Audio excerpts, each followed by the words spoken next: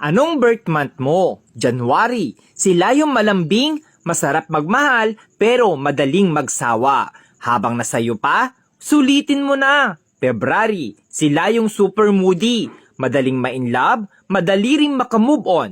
Sweet, ma-effort, lalo na pag mahal niya talaga.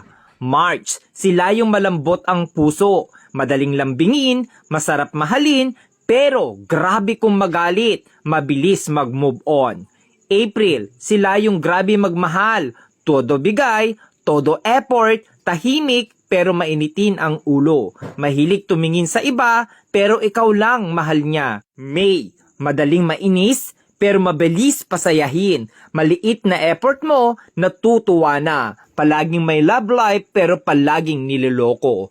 June, mahilig talaga mga liwa, pero kapag nakita na niya yung taong mahal niya, loyal kung loyal yan. Masayahin pero doble ang sakit ang kayang ibalik sa'yo once nasaktan mo. July, sila yung mga taong hindi mabilis magtiwala. Handang masaktan, mapasaya ka lang. Slowly, iyakin, emotional, mahilig magtampo. August, joker, abnormal, pero may tinatagong problema. Masarap kasama, masayahin, hindi showy, sakto lang magmahal. September, stick to one, loyal pero madalas lokohin kaya matigas ang puso. Masarap maglambing, mabait pero demonyo magalit. October, pag pinakita mong sa kanya ka lang at sayo lang din siya, pero pag niloko mo, mas maloko yan sayo. Mapang-asar pero siya yung napipikon. November, hindi mabilis magka-move on sa isang bagay. Marupok,